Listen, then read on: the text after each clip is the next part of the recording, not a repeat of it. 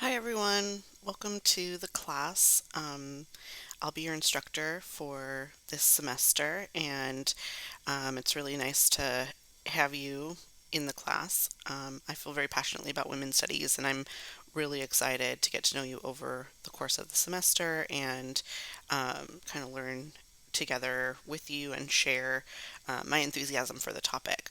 I wanted to start out our Module 1 with just an overview of women's studies. I know for a lot of people, maybe this is the first women's studies class that they've been in, or maybe you've taken them before, but it's good to kind of get everyone on the same page for the first week. So that's what this module is going to do. So later on in your module, kind of like the things that I'm asking you to do for this module, I'm going to ask you to think about, if you've taken a women's studies class before, what did you like about it, and why did you decide to take another? And then also, if this is your first women's studies class, what are you expecting? Um, for us, one of the primary modes of inquiry or primary lenses that we're going to be looking at this class through is feminism. And I want to start by talking about what feminism is. And I like to use this definition of feminism that comes from Bell Hooks, who's a feminist writer or theorist. She wrote a book called Feminism is for Everyone or Everybody, and it's a really short read. If you're interested, you could probably finish it in an hour. Again, the title of the book is Feminism is for Everybody by Bell Hooks, Hooks. And in that book, she talks about feminism as the movement to end sexism, sexist exploitation, and oppression. And I really like this definition of feminism because it's very inclusive. It doesn't say you have to be a woman or you can't be a man or it's only for straight people or it's only for white people or it's only for people over the age of 45. It it's really broad and inclusive, and it basically says, if you want to get on board with ending sexism, sexist exploitation and oppression, um, you can be a feminist. That's what feminism is.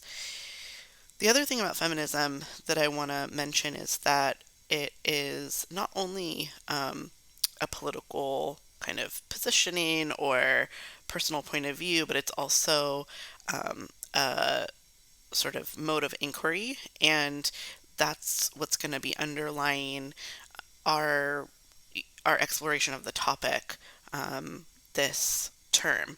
So we're going to kind of look at things through a feminist lens and try to understand them from a feminist perspective and also ask feminist questions.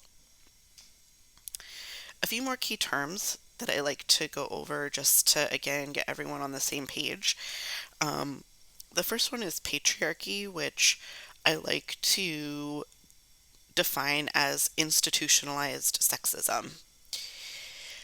When we talk about something as being institutionalized, it goes beyond just the individual or personal choice. Um, it kind of points our attention to the ways that something like sexism is built in to our society, built into the organizations and structures that govern our society. So, again, like patriarchy as institutionalized sexism rather than just something that an individual does or something that occurs on a personal level, also points out that everyone can prop up the patriarchy. It's not only men or that all men are bad and all women are good or something like that. Certainly, all different people, regardless of gender identity, can participate in patriarchy. So, again, patriarchy is institutionalized sexism. The next term I want to go over is androcentrism. And androcentrism, the definition for androcentrism is putting men at the center and relegating women to outsiders in society.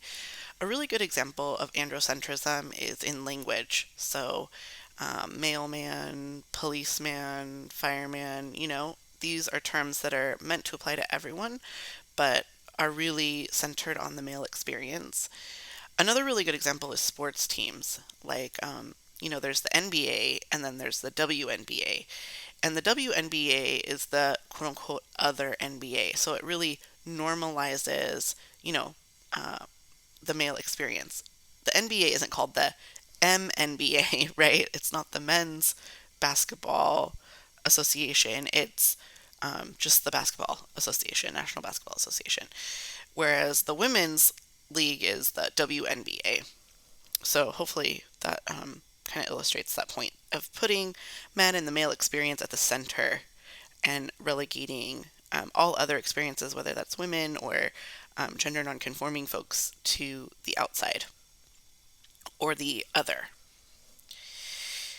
The next term, gender, is the socially constructed characteristics associated with one sex. So that means, you know, we're not born knowing that women have long hair and men have short hair, or that girls like pink and boys like blue. Like, these are all things that we're taught through various aspects of society, and that could be our families, religious institutions, medical institutions, school. School's a really um, prominent or significant way that people get socialized into their appropriate gendered behavior.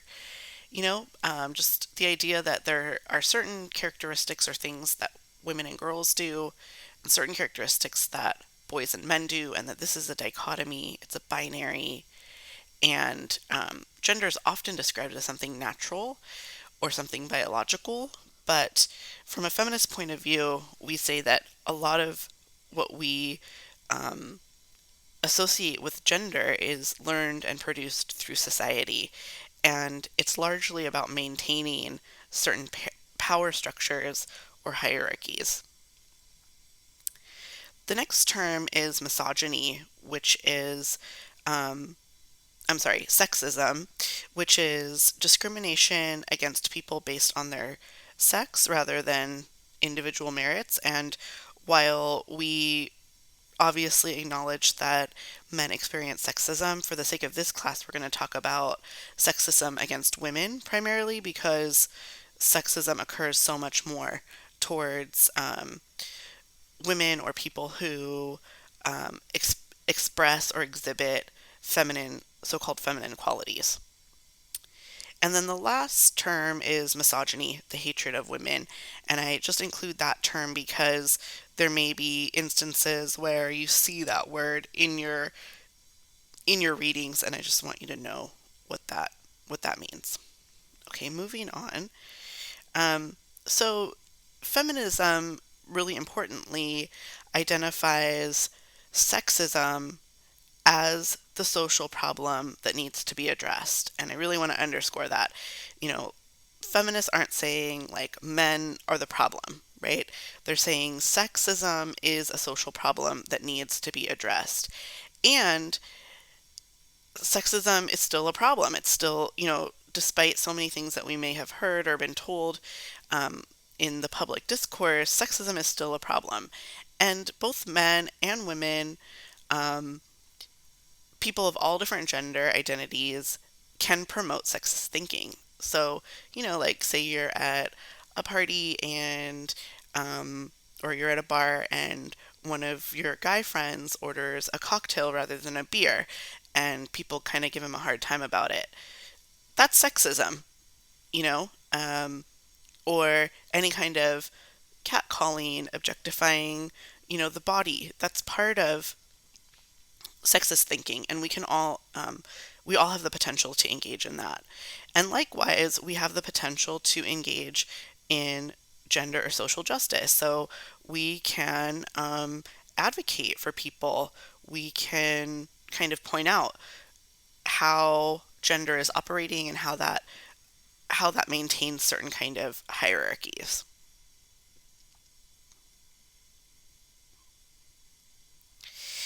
Um, Another key idea or key concept that I really want to um, share with you is the idea of intersectional feminism.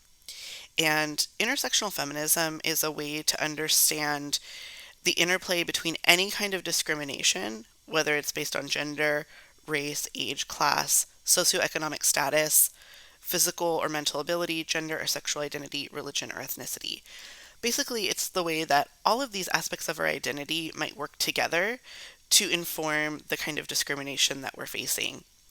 And this is really important because, just like this quote here by Audre Lorde, who's a very, significant feminist writer, she said, "There is no such thing as a single issue struggle because we do not live single issue lives." And this is really important because we don't have kind of a hierarchy of our identity, right? It's not like first I'm a woman, then second I'm queer, and third I'm, multiracial, and fourth I'm, a parent, and fifth I'm a professor or something. Like all of those things for me are working simultaneously. So this idea of intersectional feminism is about understanding how different aspects of our identity work together to inform our experiences and inform the kind of discrimination or oppression that we might face. And later on in the module, I'm going to ask you to watch a little YouTube video about intersectional feminism. It's like 5 minutes or so. So these last couple of slides, I'd like to talk about women's studies as an academic discipline or academic field. Women's studies as a field is relatively new. It started in about 1970, the late 1960s, early 1970s, and it was started by graduate students mostly who were looking around at the classes that they were taking in their universities, and they kind of were asking, like, well, where are women? Like I'm taking this English literature class, but there are no women authors listed on the syllabus, for example. So they started to actually create their own classes, and sometimes those were sponsored by the university, but oftentimes they were just offering the classes on their own. And they started to create classes that put women and marginalized people at the center of the knowledge base. So the idea was really to challenge the content and approach of education, and women's studies very much grew out of the second wave of feminism that was going on roughly 1960 to 1980, kind of taking the feminism that was taking place outside of academic institutions and challenging and bringing it into academic institutions and sort of challenging the status quo. So you might think of it as like feminism in the academy, and it was really based on this idea that the personal is political, which is sort of a feminist slogan maybe you've heard before, which means that the things that happen in our daily lives are linked to larger social, economic, political structures. So it's like I might be experiencing, for example, domestic violence or intimate partner violence in my relationship at home. And while that's a personal thing for me, it's also linked to, larger issues of the way women are treated in society and say, the objectification of women or violence against women sort of broadly or at a larger scale. So a lot of what women's studies does is try to validate topics that are otherwise seen as marginal or inconsequential by drawing attention to this idea that the personal is political and making that link between what's going on sort of in our individual or personal lives to, connecting to larger larger structures and understanding these issues in a more structural way.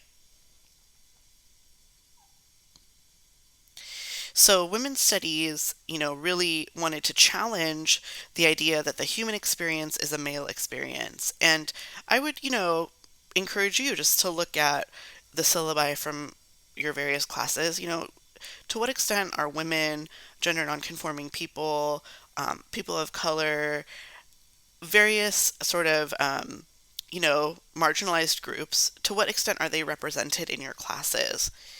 And women's studies, again, was started to really challenge the exclusion of women from content and canon. And feminists saw classrooms as a place to raise people's consciousness and to create social change.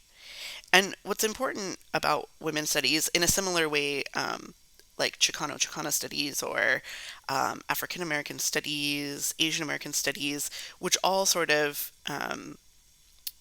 you know, started in institutions around the same time, is that people had to sort of make space for themselves because the academic institution wasn't giving that to them.